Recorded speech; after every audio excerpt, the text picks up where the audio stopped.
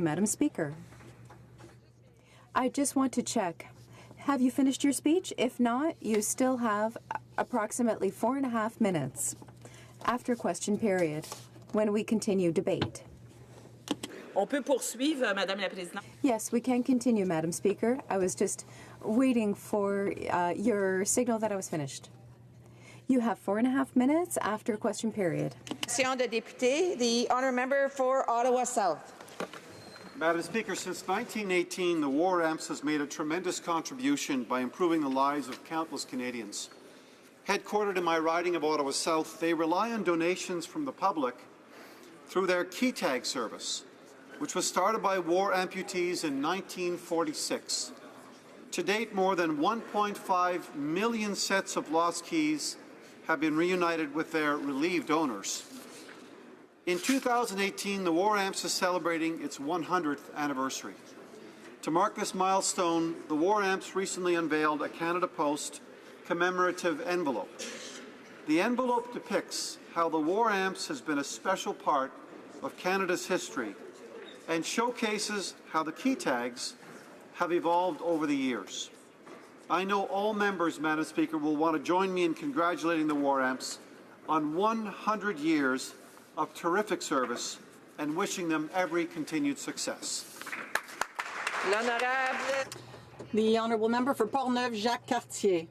Madam Speaker, Canada has many mayors who devote their time to improving their communities.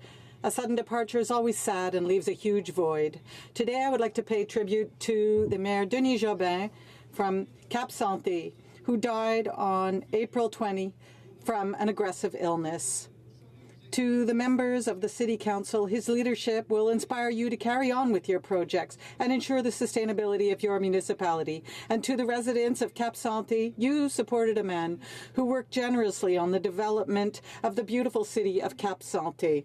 Elie, you can be proud of your grandfather, this master of music, so talented in the arts. He was one of the founders of the regional project for the Fort Jacques Cartier and the Manoir Alsa. Marie-Pierre, Anne, Laurent, and Michel, you can be proud of your father. He was a great man. He was appreciated, devoted, sincere, and loyal. Sylvie, your loving partner filled your life with music and joy. Keep that music and joy in the deepest recesses of your heart. Member for Kildonan St. Paul. Thank you, Madam Speaker. Today I rise to mark the National Day of Mourning, which is commemorated yearly on April 28th.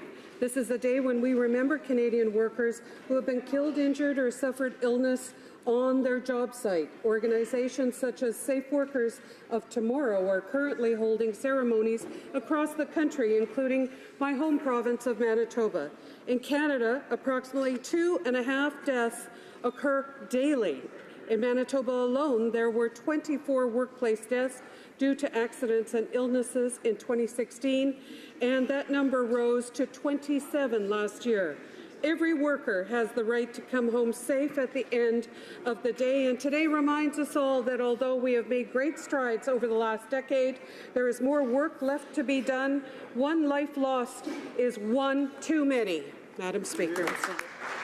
The honourable member for Courtenay Albany.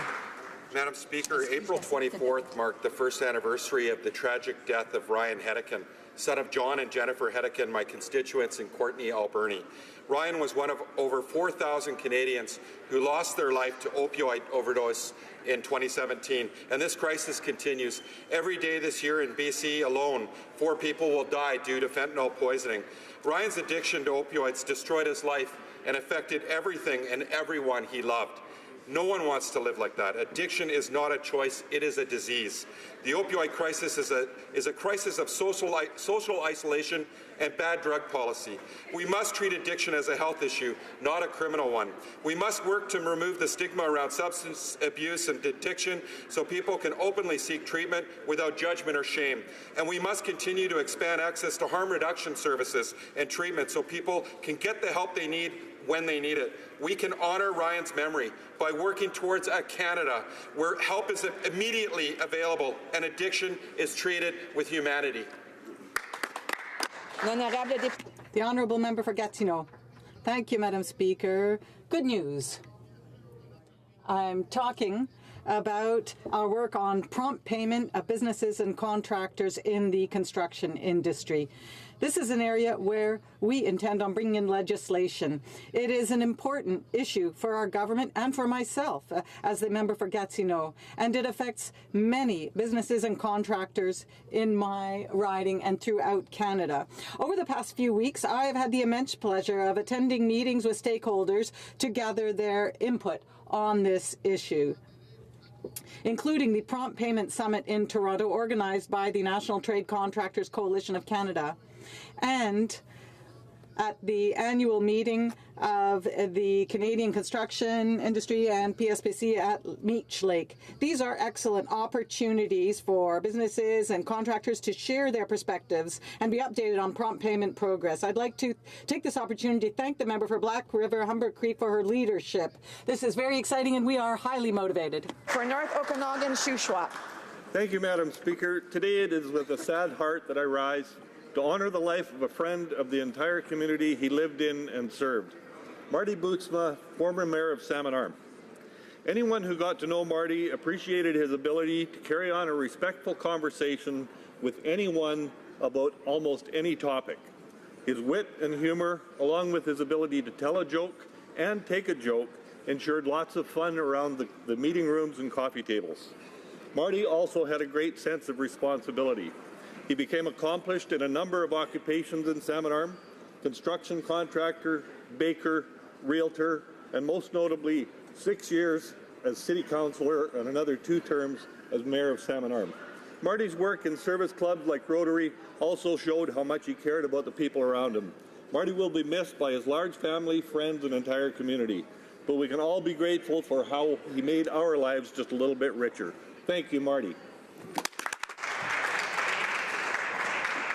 The honourable member for Kanata Carleton.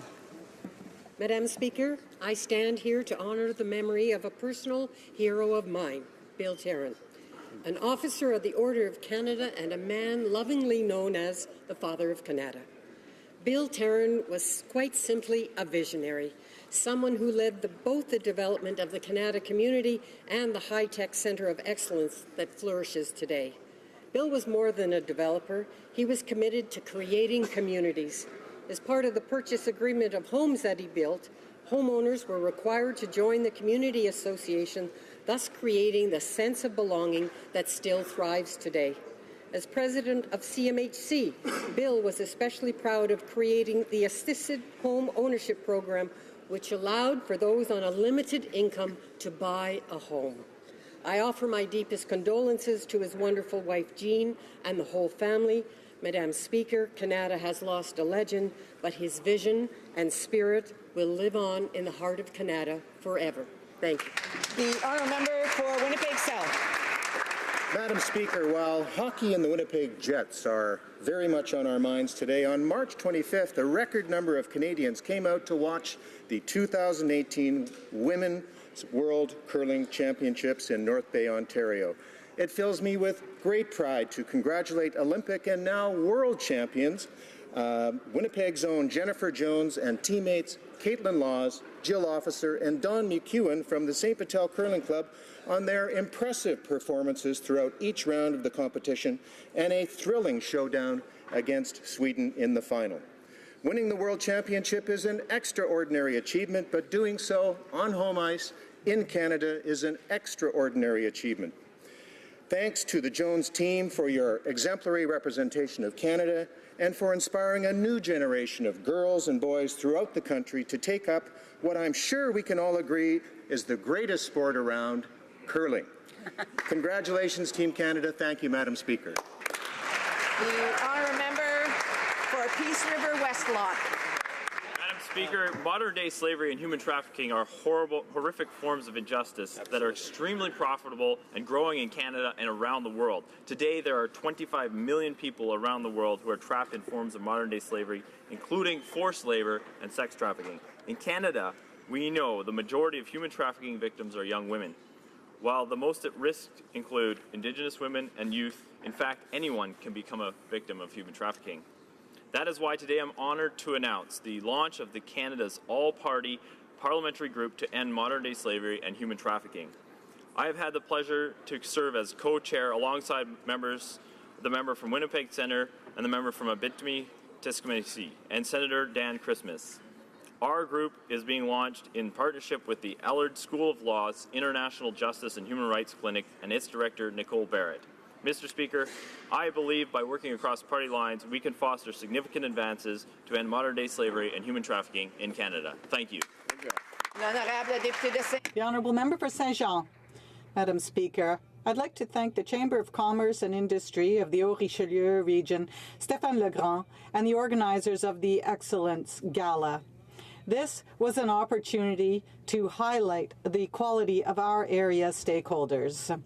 The Coup de Cœur Award gave our St. Valentine's Day Festival a good dose of love. There was also a tribute to Luc Bazinet for his vision and his community involvement. A special mention was awarded for Marina Saint-Tropez for the passion and enthusiasm of 3 generations of entrepreneurial women. It is with great emotion and pride that I also congratulate a former student, Steve Trank, who was named Business Personality of the Year.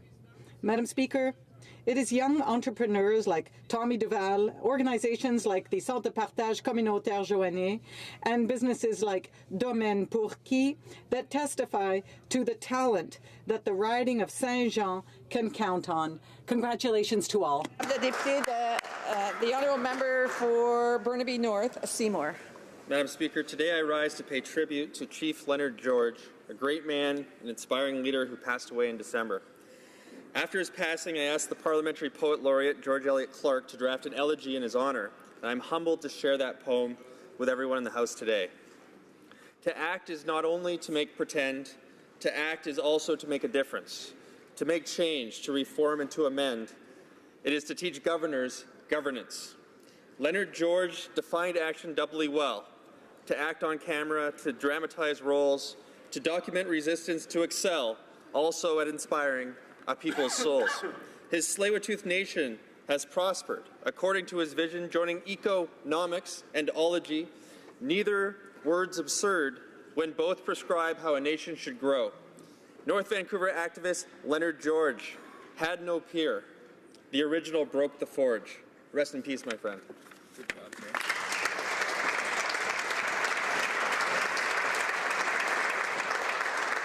The Honourable Member for Sturgeon River Parkland.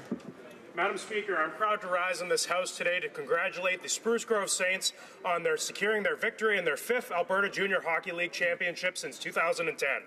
The Saints have overcome a lot of challenges this year, but nothing could prepare them for the loss of former teammates Connor Lucan and Parker Tobin in the recent crash in Humboldt. I know they'd be proud of their former teammates today.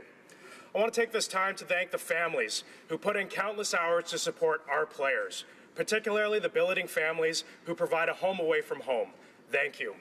The lads of the Spruce Grove Saints showed an intensity and determination that marked them as athletes of the highest caliber.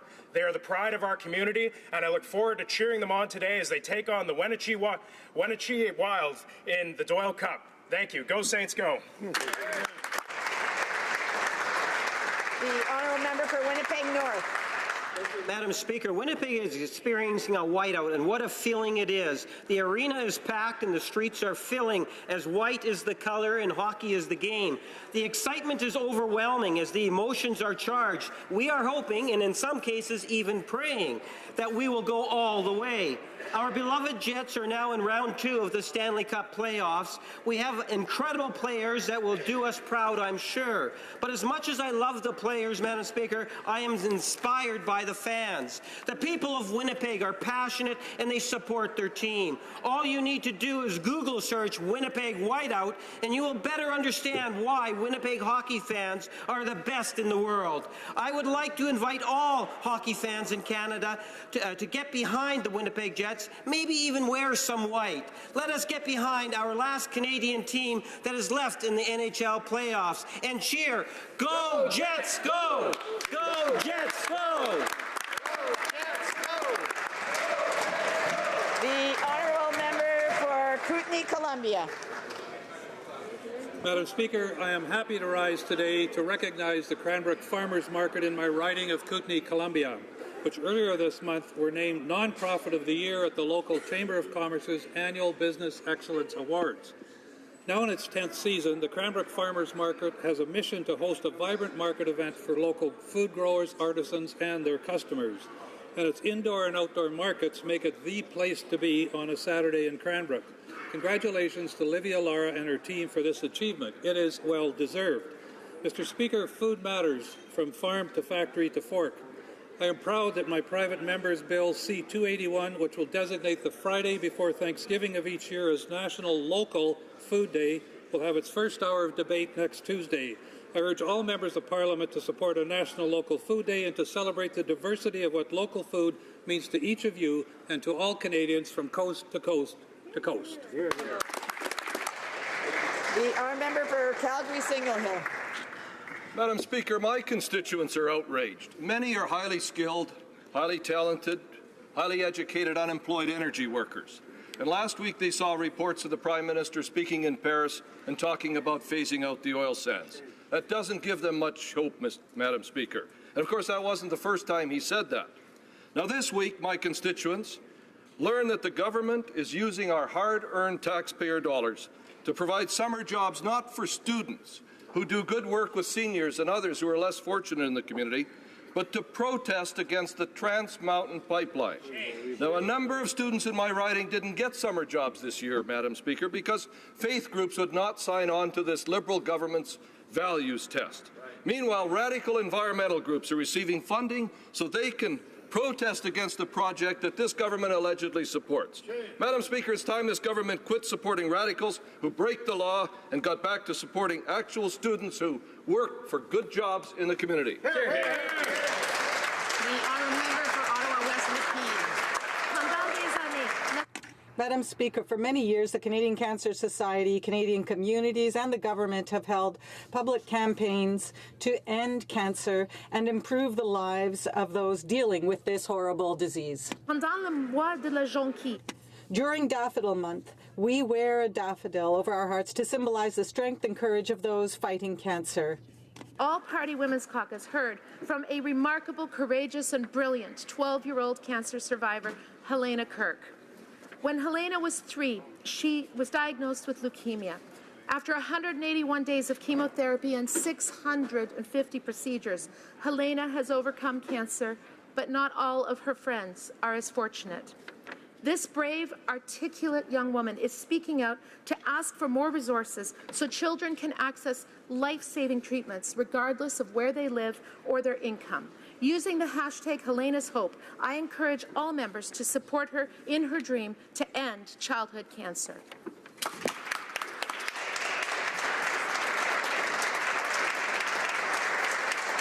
The oral questions, questions orales, the honourable member for Carleton.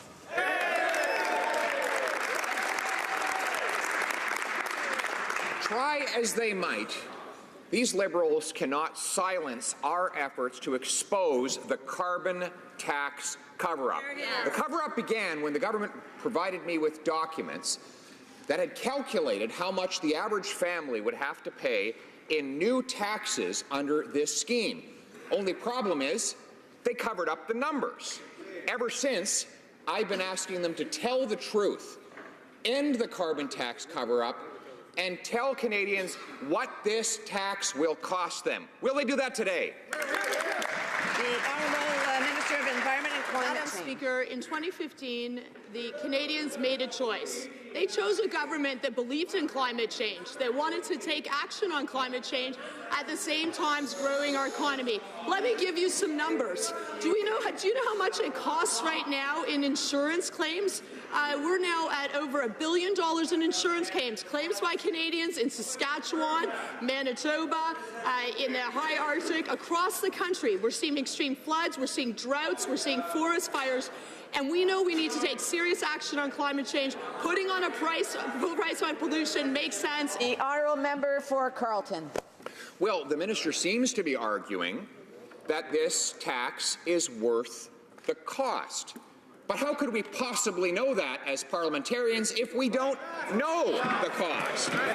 She wouldn't even answer how many greenhouse gas tons would be reduced as a result of the tax. So we don't know the cost. We don't know the benefit, yet somehow we're supposed to do a cost-benefit analysis, Mr. Speaker. Why won't she come clean, end the carbon tax cover-up, and tell us what this tax will cost the average family? The Honourable Minister of Environment and Climate Change. The member opposite well knows there are 4 provinces where there's a price on pollution already. Let's just take the case of British Columbia. They put a price on pollution at the same time reducing the emissions and giving the money, putting it back in the pockets of British Columbians. That was a choice that government made. We know that climate change is real, there is a real cost to Canadians, and that we need to be taking action. I wish that they would accept that and that they would join us, because it shouldn't be a partisan issue to tackle climate change. The Honourable Member for Carleton. Well, if this scheme were really about ending climate change, that minister would have been able to answer when she was asked about 6 times in committee how many tons of greenhouse gases this tax would reduce. She couldn't, because she knows what she's not admitting, which is that this tax is about one simple thing: cold, hard cash. How much will it cost? The Honourable Minister of Environment and Climate Change. One question for the opposition. What would they do to tackle climate change? And the answer, nothing. They don't understand that we need to take serious action to tackle climate change, that we're all in this together, and that we're now in the clean growth century. There's a $30 trillion opportunity for clean solutions. That is why we are taking action to tackle climate change and grow our economy. And I'm extremely proud that we have the fastest growing economy in the G7. We have the lowest unemployment rate in 40 years, and we're going to do it while we tackle climate change. The Honourable Member for Louis Saint Laurent. Madam Speaker, in the history of the Liberal carbon tax, there are 2 things that are sure. Wealth-creating businesses will have to pay $50 a ton by 2022. And the second thing that's sure is that this will hinder our economy by $10 billion, as the PBO said. But there's one thing we don't know. We know it will cost more to ordinary people, but how much more? The government has the information. Why are they hiding it? The Honourable Minister of the Environment. Madam Speaker, I'd like to talk to the member opposite. He's from Quebec. Perhaps he should talk to the Quebec government that already has a price on carbon and that has reduced emissions. I was in Paris with the Prime Minister with a clean tech mission.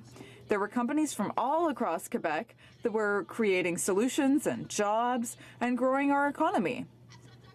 We want to tackle climate change and grow our economy. I hope that the party across the way will join us. The Honourable Member for Louis Saint Laurent. Oh, Madam Speaker, I know the history of Quebec well. But, Madam Speaker, it's the National Assembly of Quebec that voted a position that was not imposed by the federal government. That's the difference. Another thing, Madam Speaker, we want an exact number, a simple number. The government has it, but it's hiding it from Canadians. How much will the Liberal carbon tax cost Canadians? The Honourable Minister of the Environment. Madam Speaker, I am really happy that Quebec decided to do the right thing, to put a price on pollution. That was their decision, and they decided that what they would do with the revenue. They decided to invest in electric vehicles, in clean technology, and in reducing their greenhouse gas emissions. The party across the way does not have a plan. They don't have a plan to tackle climate change, and they don't have a plan for the economy. We are going to do both of those things. The Honourable Member for Belleuil-Chambly. Speaker, the number of irregular border crossings is quickly rising, but the government still does not seem to have a plan to address the needs of asylum seekers, border communities, and the organizations working to respond to this growing situation. For over a year, we have been calling for the suspension of the Safe Third Country Agreement to better protect the safety and security of both Canadians and asylum seekers by accepting claims at official border crossings. Will the government finally, after over a year, listen and present us with a real plan? The Honourable Minister of Immigration, Refugees. For the question. We've invested in the Immigration Refugee Board to make sure that asylum claims are processed faster. That is good for asylum seekers, it's good for provinces, it's good for Canada, because the faster that asylum seekers can get decisions on their claims, the faster that they can move on with their lives. With respect to the investments in the border ports of entry, I would point to the member opposite to the UNHCR head, who said that Canada has adapted very well to the congestion at the border ports of entry. The Honourable Member for Belleuil-Chambly. Well, Madam Speaker, you need to listen to what people on the ground are saying. The Union of Customs and Immigration Workers is calling for more government resources to help customs officers do their job properly. Occupancy rates at Quebec's temporary housing centres went from 69% to 74% this week. And for weeks, the Quebec government has been calling for more money to house asylum seekers and to deal with the situation. When will the federal government listen to the requests of the Quebec government? Of immigration? Canada is an open and welcoming country for those who need our protection. However, our government is determined to ensure that immigration happens in an orderly fashion. Closely with the province of Quebec to address the real pressures that they're facing with respect to the increased asylum seekers going through Quebec. We have invested $112 million more in settlement and integration in Quebec, and we've given Quebec an extra $82 million as part of the Canada Social Transfer. The Honourable Member for Berthier-Masquinongé. Madam Speaker, yesterday the organization called One challenged the Prime Minister's so-called feminism. In their video, they criticized the fact that the Prime Minister keeps saying that he's a feminist, but in reality, this is nothing but rhetoric. Madam Speaker, rhetoric doesn't do anything to fight violence against women or helping women get out of poverty. What does this government intend to do to present a real feminist strategy? Parliamentary Secretary to the Status of Women. Well, thank you, Madam Speaker. Madam Speaker, yesterday I attended the G7 Gender Equality Advisory Council. This is chaired by Melinda Gates. And Madam Speaker, feminist leaders from all over the world were praising Canada's record on gender equality. And Madam Speaker, I would just remind the honourable member of Budget 2018, where we made gender equality a priority. We've taken leadership to address the gender wage gap. We've enhanced parental leave options. We're tackling gender-based violence and sexual harassment. We've introduced a new entrepreneurship strategy for women. Madam Speaker, we are doing good works, and there is much more work to do. L'honorable député de Berthier-Masquinongé. Honourable Member for Berthier-Masquinongé. Was about the One video. This question is going to be about the W7. So this morning, the W7 wrapped up its meetings here in Ottawa, and they will be presenting the recommendations to the Prime Minister next month. But they are skeptical. They do not believe that the Prime Minister will act upon or even champion any of their recommendations. So I have a very simple question, Madam Speaker. Can this government confirm today that they will act upon those recommendations from the W7 summit? Yes or no? Our Parliamentary Secretary of Status of Women. Madam Speaker, again to the honourable member, we are making gender equality a key priority because our government understands that we simply cannot move forward when half of us are held back. W7 delegates have an important responsibility to have their voices heard and to represent women globally. Women have been at the forefront of innovative solutions to some of the world's greatest challenges, and the W7 presents an opportunity for global leadership, which we are demonstrating. Thank you, Madam Speaker. Well done. Honourable Member for Lakeland. Madam Speaker, yesterday the BC NDP Green Coalition started a court reference to restrict the flow of oil through their province. The Prime Minister could have avoided this latest delay tactic by taking action sooner. The BC NDP always said they'd kill it, but it took 10 months and a crisis for the Prime Minister to even meet with the BC Premier about it. The majority of British Columbians, Canadians, and all Indigenous communities directly impacted by it support the expansion. Will the Liberals finally actually champion Trans Mountain by immediately applying for intervenor status? Absolutely. The Honourable Parliamentary Secretary. Thank you, Madam Speaker. The TMX project, as we have said, is of vital strategic interest to Canada, and it will be built. Our government has initiated formal financial discussions with Kinder Morgan, the result of which will be to remove uncertainty overhanging the project. We are also actively pursuing legislative options that will assert and reinforce the federal jurisdiction in this matter, which we know we clearly have. Hundreds of thousands of hardworking Canadians depend on the project being built. Protecting our environment and growing the economy are not opposing values. On the contrary, Honourable Member for Lakeland. Madam Speaker, they haven't learned their lesson. They can't wait on this. This crisis affects every single province in the country. The Liberals actively undermine Canada's energy sector and constantly attack Canada's track record of responsible energy development. They killed Northern Gateway, Energy East, and they're paying for anti-energy activists to stop Trans Mountain. The world sees this crisis and uncertainty. Investors are leaving Canada. Will the Prime Minister finally take action in the national interest for all of Canada and apply for intervenous status in the court challenge that is clearly designed to stop Trans Mountain? The Honourable Parliamentary Secretary to the Minister of Natural Resources. Thank you, Madam Speaker. And let's talk about capital expenditures in the energy sector. By NRCan estimates, there are approximately 140 oil and gas projects under construction or planned in the next 10 years, worth an estimated $400 billion in capital expenditures. When you consider the whole energy sector, including electricity, that number is nearly $530 billion. Energy sector, hundreds of projects, hundreds of billions of planned investment. Minerals and metals sector, planned projects worth tens of billions of dollars, and planned projects in the forestry sector worth billions of dollars. The member opposite is the Honourable Member for Edmonton West. Madam Speaker, the government claims it wants Trans Mountain built, and it claims it wants to help unemployed energy workers in Alberta, yet funds a group that is committed to stopping all pipelines, especially Trans Mountain. Now, my question is for the Minister of Infrastructure. Does he and his colleague, the member from Edmonton Centre, support using taxpayers' dollars to fund protesters whose sole job is to stop Trans Mountain Pipeline? Honourable Parliamentary Secretary to the Minister of Natural Resources. Thank you, Madam Speaker. We are the party that stands up for Canadians and the Charter of Rights and Freedoms. Madam Speaker, surely the member opposite is not saying that the work done by an organization they reference is the same as the work being done by the Canadian Centre of Bioethical Reform. We will always respect Canadians' rights to free speech, reproductive rights, and the rights of LGBTQ2 Canadians that are enshrined in the Charter. And let me assure the member opposite, the pipeline will be built. Thank you. I remember for Bow River. Thank you, Madam Speaker. The Liberals made a political decision to veto the Northern Gateway pipeline. They made the last-minute changes to kill Energy East. $87 billion in investment has been driven out.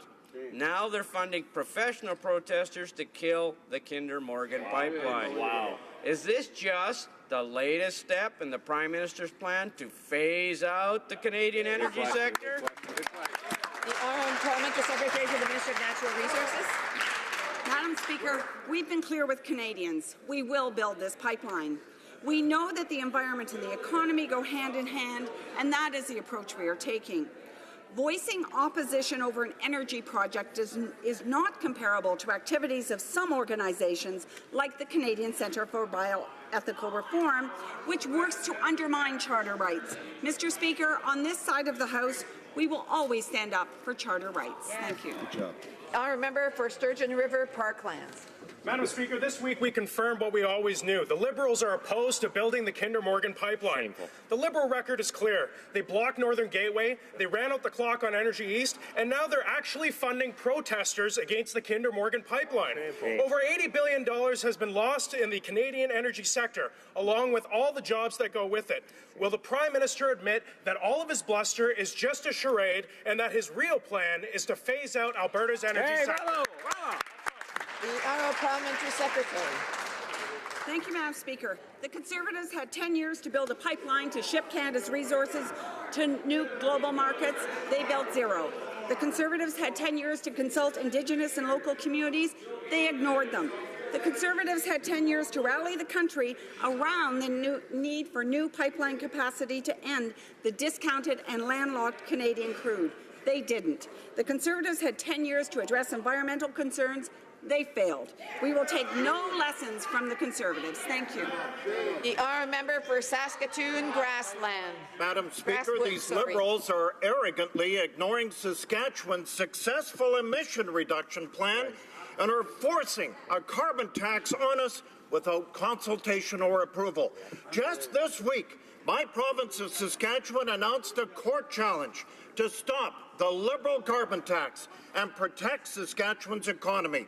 This challenge is overwhelmingly supported by the people of my province.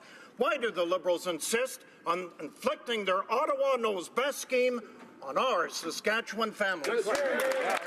Minister of Climate and Many conversations with the Premier of Saskatchewan. In fact, he was the former Environment Minister. And I explained to him exactly why we need to put a price on pollution. Because in Saskatchewan, there are droughts impacting on farmers. That there are new technologies in Saskatchewan that are creating good jobs. That we can still get our resources to market, and we can protect the environment, and we can grow the economy. Government of Saskatchewan is well within its rights to determine how they want to put a price on pollution, what they want to do with the revenues. They can invest in innovation. They can invest in putting money back in the pockets of Saskatchewans.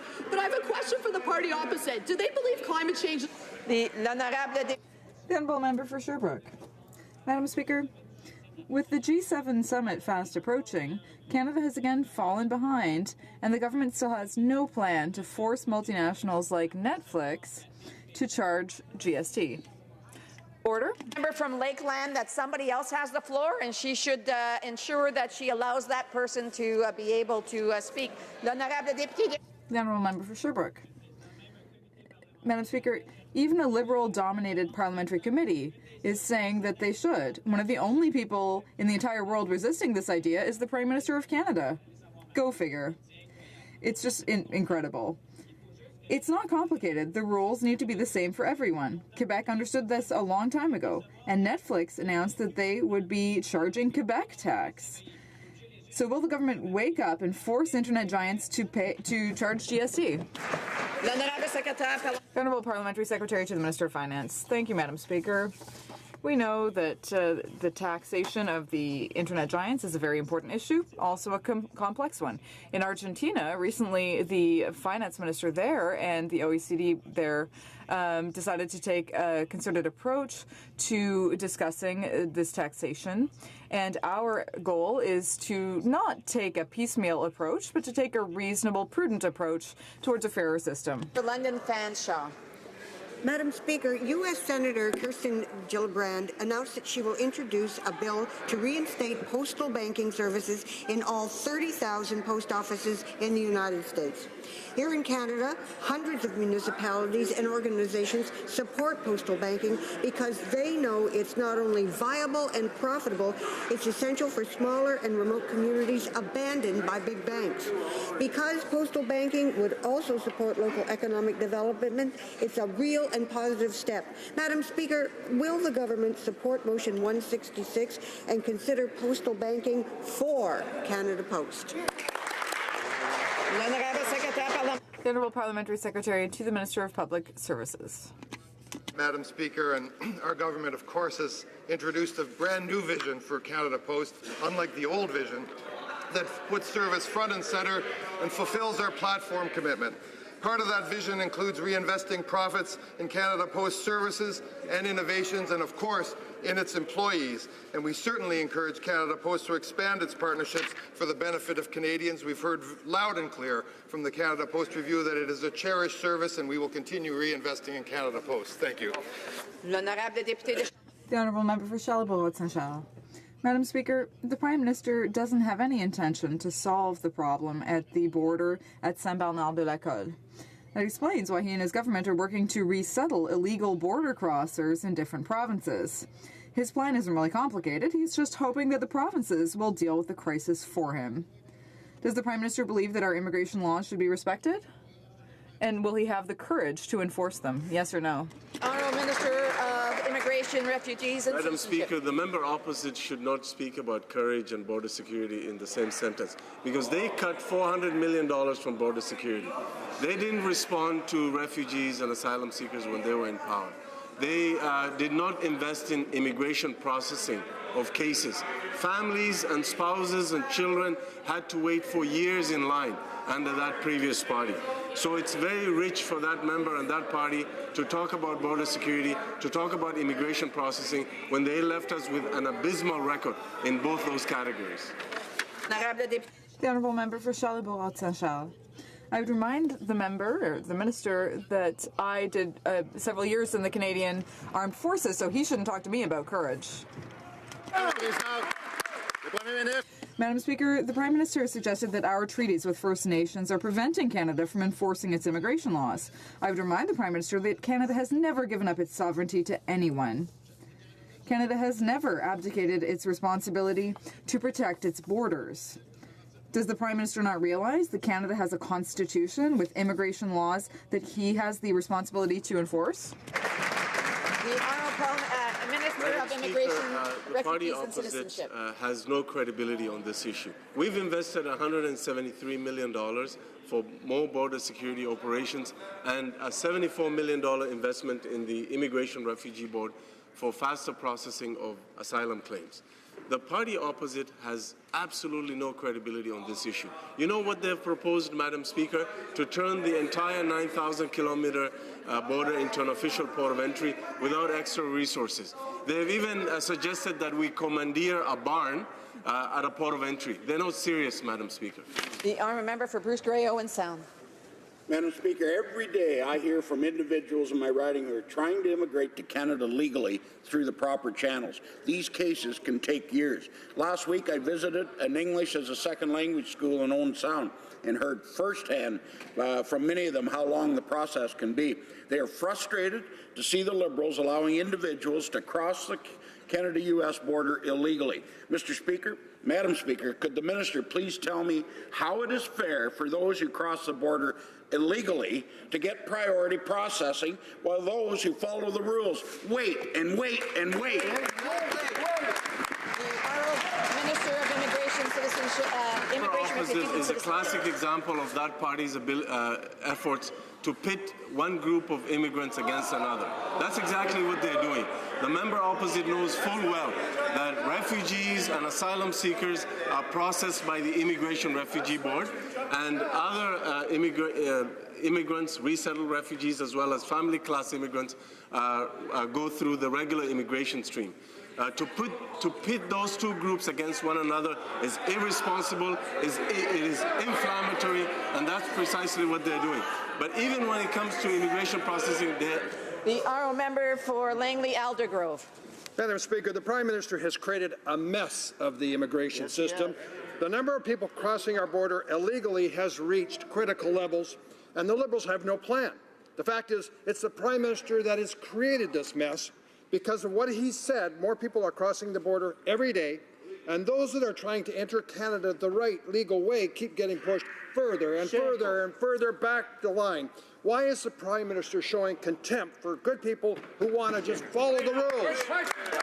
Honourable Minister of Immigration, Citizenship. Speaker, they showed contempt for legitimate immigrants. You know, live-in caregivers who provide a valuable service to Canadians. You know how long they had to wait in line to rejoin their families under that party? 5 years, Madam Speaker.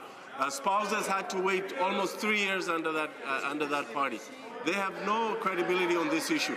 We have increased and improved processing for legitimate claimants, and we've also invested in border security operations and the Immigration Refugee Board. The Honourable Member for Cowichan, Malahat, Langford.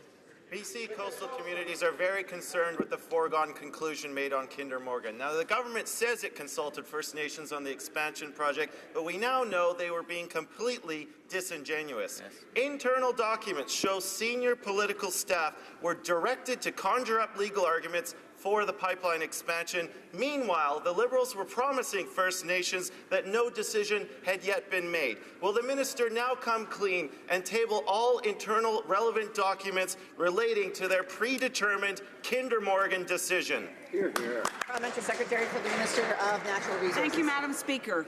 This review was the most exhaustive in the history of pipelines in Canada.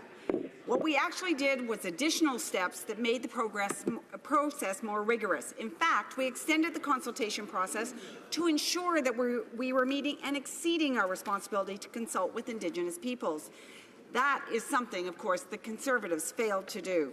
Our ministerial panel heard from 650 Canadians at 44 public meetings in Alberta and BC, 24 hours of consultation in Burnaby South alone. Madam Speaker, this project will be built. Thank you. Member for Kootenay, Columbia. Madam Speaker, even after UNESCO has threatened to add Wood Buffalo National Park to the list of World Heritage Sites in danger, the government has failed to require environmental assessments for all proposed developments within our national parks. This week, Melody Lepine of the Mikisew Cree told the Environment Committee, even though industrial activities are putting a national park at huge risk, there may never be another federal assessment as Bill C-69 is currently drafted. Will the government commit to ensuring environmental assessments for all developments are part of protecting Canada's national parks in the future? The Honourable Minister of Environment and Climate Change. I'd like to thank the member opposite for his long advocacy for parks and protected areas. We are absolutely committed to ensuring that ecological integrity of our parks is a top priority. I'm looking forward to announcing soon the findings of the Ministers' Roundtable where this is emphasized. In terms of Bill C-69, we understand the environment and the economy go together, that we have to rebuild trust in environmental assessments, and that's exactly what we're doing. Our member for Kildonan, St. Paul's. Thank you, Madam Speaker. There are immense social-economic gaps in Indigenous communities, and Indigenous peoples face challenges accessing quality and culturally appropriate health services close to home. Aside from the investments made in the recent budget to improve health indicators in Indigenous communities, can the Honourable Minister of Indigenous Services please share the work underway to ensure Indigenous communities have the care they need when they need it? The Honourable Minister of Crown Indigenous Relations. Madam Speaker, I'm grateful for the question from the Honourable Member from Kildonan St. Paul. I believe that all members of this House are pressed with the urgent need to address these health outcome gaps that exist between Indigenous and non-Indigenous Canadians. The member may know that Jordan's Principle, up until our government came into office, had no cases approved. But since we came into office, there have been now over 70,000 requests approved under Jordan's Principle. Hear, hear. I believe the member may also be aware of the fact that we signed recently a memorandum of understanding with the Manitoba, Kiwatanawi, Okamaka. The Honourable Member for Niagara West. Madam Speaker, our farmers want the Liberals to close the TPP deal without delay. Canada's trading partners are already taking action. Mexico already has. The longer Canada waits, the more farmers will lose out of the first mover advantage in key markets. The Prime Minister has not given any timeline on ratification. When will the Liberals finally table legislation to implement this agreement so that we can get quality Canadian exports to market? Right. The Honourable Minister of Foreign Affairs. I'll stick with international trade. No, that's fine. Madam Speaker, I'd like to thank the colleague from Niagara West, for which I have enormous respect, and he's a great member of the committee. I thank the member for his question, because we are, Madam Speaker, very much interested in going expeditiously in putting the CPTPP to ratification. I urge all members in this chamber to work with us to do that, because they have entrepreneurs, they have farmers, they have fishermen in each and every one of our riding in Canada who will benefit from a larger market. We're talking about 500 million consumers, 14% of the world economy. Let's work together to make that a reality for people in Canada. The Honourable Member from Mégantic-l'Érable. Madam Speaker, grain, beef and pork producers are urging the government to ratify the TPP. It's vital that Canada be one of the 6 first countries to ratify this agreement and take advantage of this market of 500 million inhabitants. Like we say back home, the last one to the table gets the crumbs. The TPP has been signed for 2 months and still no news from the Liberals on implementing it. Will the Minister of Agriculture finally get down to it, convince his colleagues and work to ratify the TPP quickly? The Honourable Minister of International Trade. I would like to thank my colleague for his new interest in international trade. And I can tell you that we are going to work very hard to implement this agreement. I would also like to thank my colleague for his passion. I know that there are people in his riding who are waiting for this agreement, which is good for all ridings in Canada. I will work with my colleague in order to make this agreement a reality for Canadians in every single riding in this House. The honourable member for Calgary Rocky Ridge. Madam Speaker, taxpayers now report that the Liberals are withholding benefits to seniors and applying them to taxes owing before the April 30th deadline. The Revenue Minister has attacked diabetics, single moms and dads, employee lunches, and now she's targeting seniors. These seniors were just following the rules, and the Liberals are now treating them like cheaters before their taxes are even due. Will the Liberals stop attacking vulnerable Canadians? The Honourable Parliamentary Secretary to the Minister of National Revenue. Madam Speaker, improving services at the CRA is our top priority. That is why we're making it easier this year for Canadians who file their returns by paper by sending them necessary forms directly to their homes. We're also launching File My Return, an automated telephone service which allows eligible Canadians to file their taxes by answering a series of simple questions. Madam Speaker, I encourage all Canadians to file their tax returns on time by April 30th to make sure they have access to all the credits and benefits to which they're entitled to. Thank you, Madam Speaker. Member for Perth Wellington. Well, Madam Speaker, the Parliamentary Secretary is encouraging Canadians to file on time, but yet when they do so, this government is clawing back needed benefits from seniors. These are benefits that they rely on. The Minister of National Revenue seems to relish the opportunity to make life harder for Canadians who are already struggling to get by. Will the Minister finally call off her tax collectors and give Canadian seniors the respect they deserve? The Honourable Parliamentary Secretary for National Revenue. Madam Speaker, we wholeheartedly committed to ensuring that vulnerable Canadians receive the benefits and credits to which they're entitled to. The Community Volunteer Income Tax Program is an important way for volunteers to help people in their communities access benefits such as the Canada Child Benefit. Last year, over 2,800 community organizations and approximately 17,000 filed over 768,000 tax returns for eligible Canadians. Madam Speaker, the funding in Budget 2018 will allow agency to better support and promote the CVITP program, letting to ensure that we help even more Canadians. Thank you, Madam Speaker. For Courtney Alberni. Madam Speaker, 9 years ago, 5 Nuu-Chah-Nulth First Nations reconfirmed in court that they have the Aboriginal right to catch and sell fish. The court recognition was supposed to protect their rights, but instead of working with the Nuu-Chah-Nulth to implement this right, the government spent $19 million fighting them in court. And finally, just last week, the court has said Canada has not acted according to its obligations. Now that the courts have recognized their rights, will the government start respecting and acknowledging these rights through meaningful negotiations?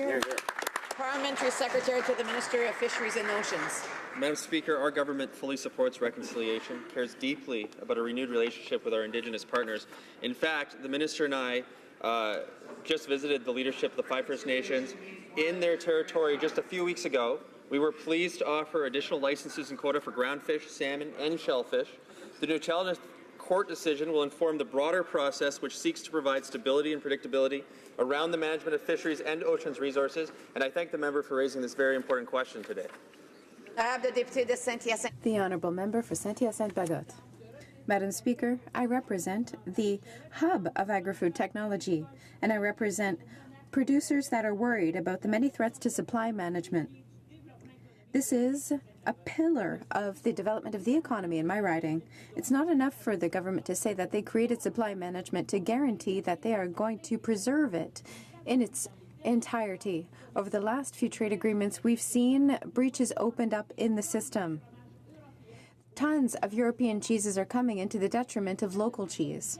Will the government guarantee that in its negotiations with other countries that supply management will not be on the table? Culture and agri-foods. Merci, Monsieur le Président. Thank you, Madam Speaker.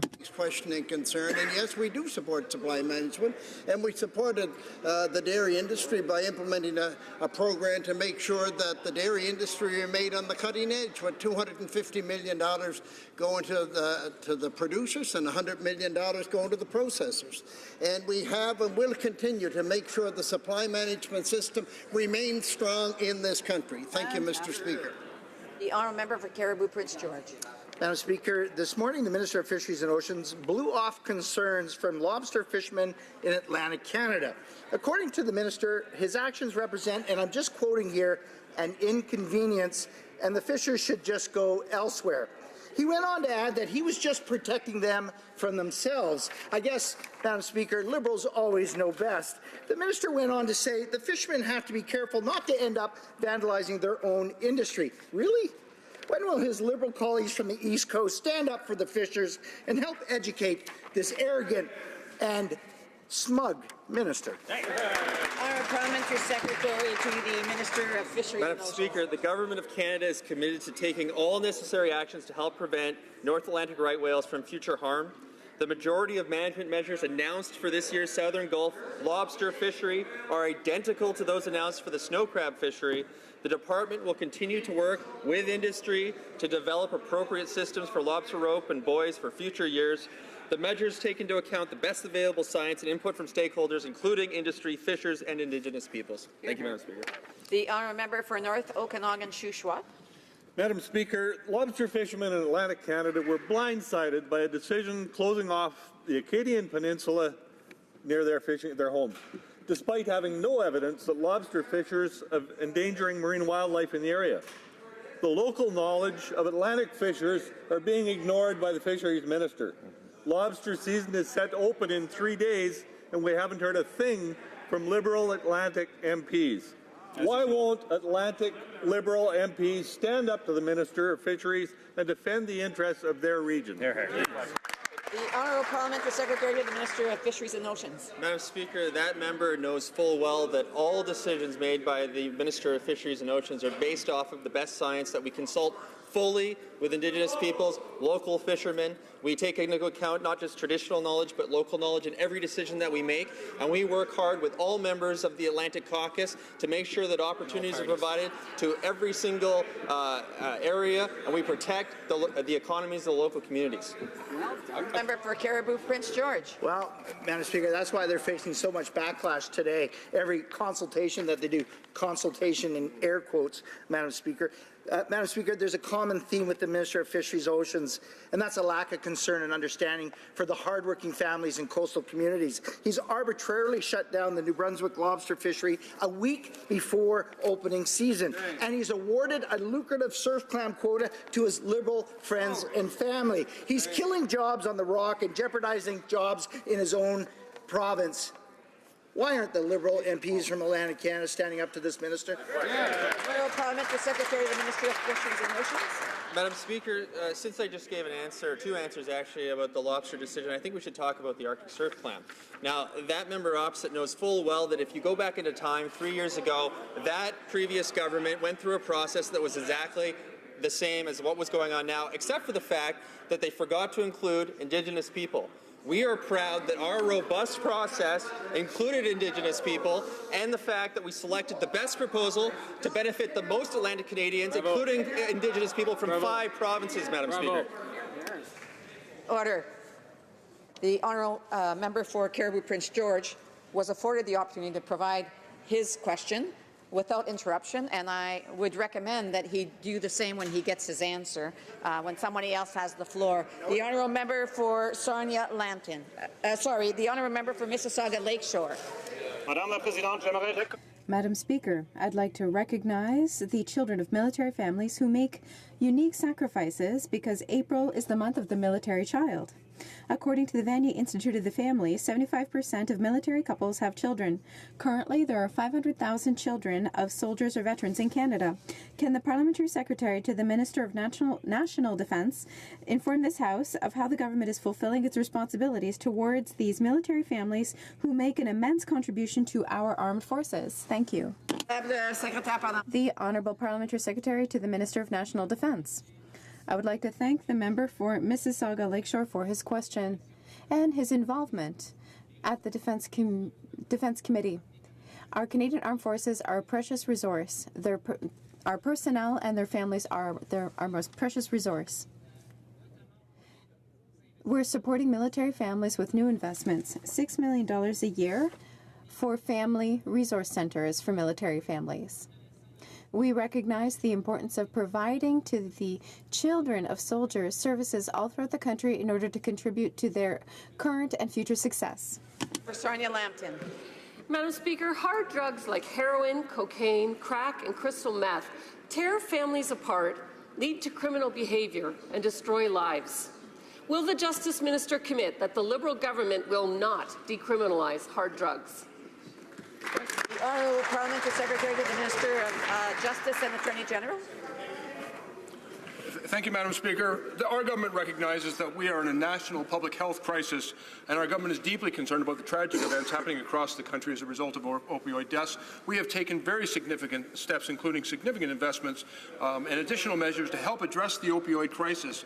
We have been equally clear, Madam Speaker, that our government is in the process of legalizing and strictly regulating cannabis to do a better job protecting our children and to fight organized crime, but we are not regulating decriminalizing or legalizing any other drug. Member for Dartmouth Cold Harbour. Madam Speaker, by any measure, Canada is one of the world's most charitable countries.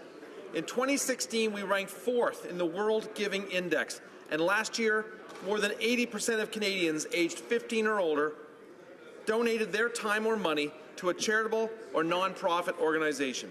Could the Minister of Families, Children and Social Development please tell the House how this government is recognizing our country's giving spirit?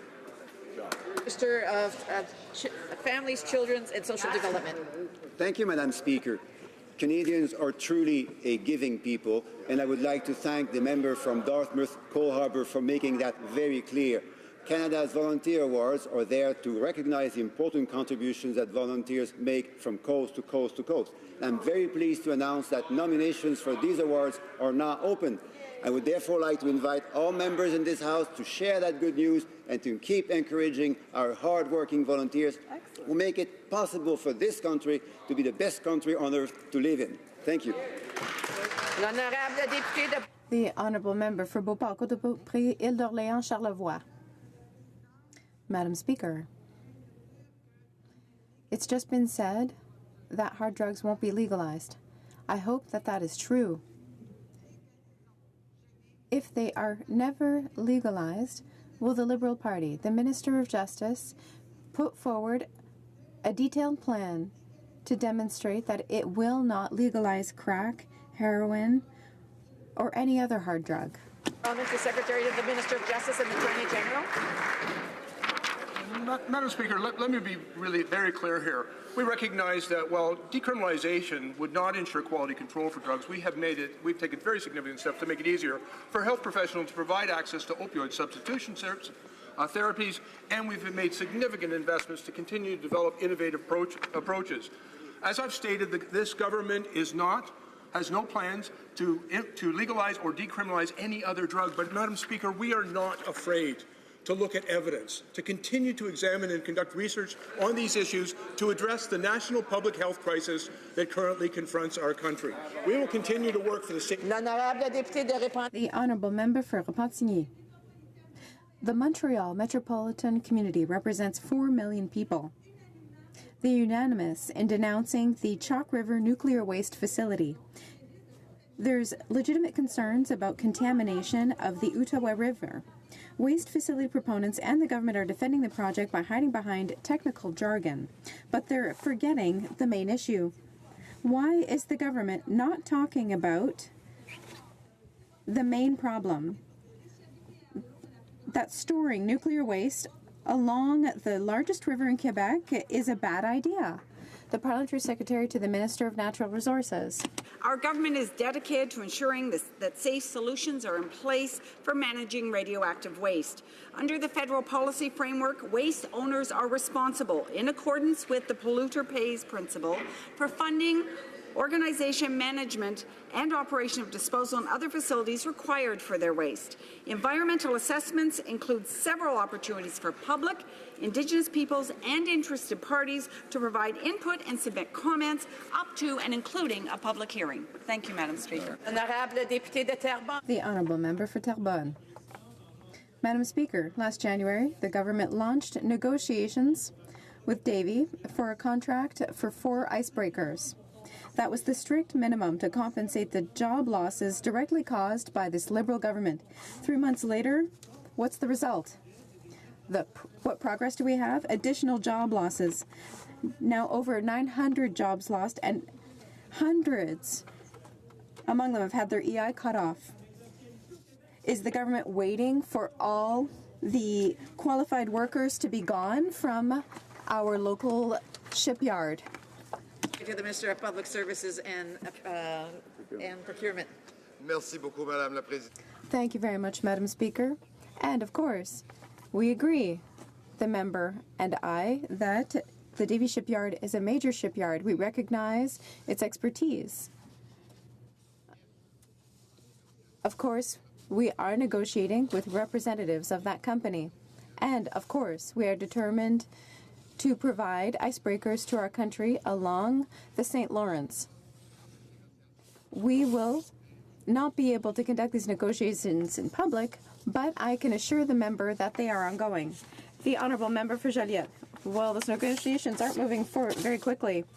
Madam Speaker, Donald Trump's tariffs on our aluminum are having a negative impact on Quebec's industry and its 10,000 jobs.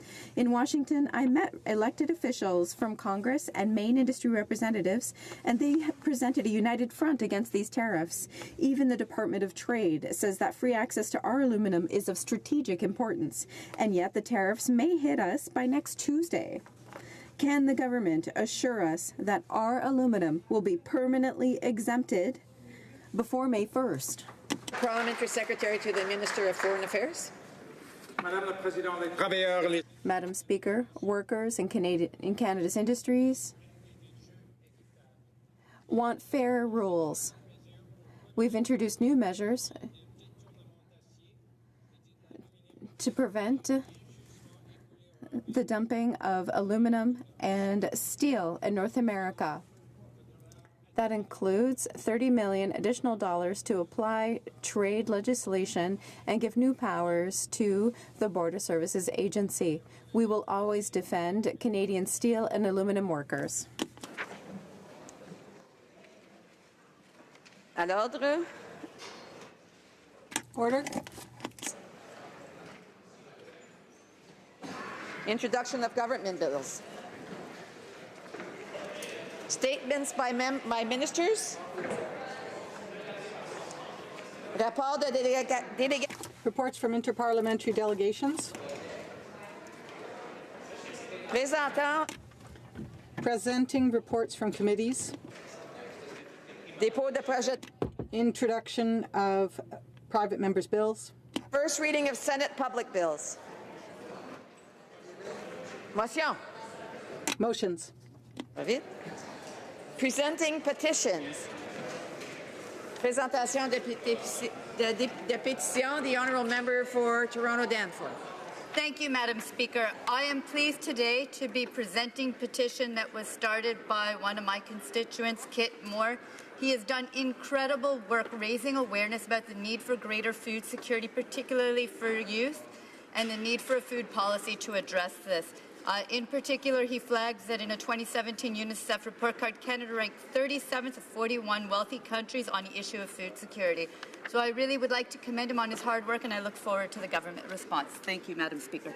The Honourable Member for London Fanshawe. Thank you, Madam Speaker, and I have two petitions today. The first is from a number of Canadians who wish to draw attention of this House to the fact that there used to be a Canadian Volunteer Service Medal. It was presented to Canadians who served voluntarily in the Canadian Forces. Now, this honourable and noteworthy acknowledgement of volunteerism by our veterans and troops stopped abruptly in March of 1947. And Veterans Affairs Canada considers any former member of the Canadian Armed Forces who releases with an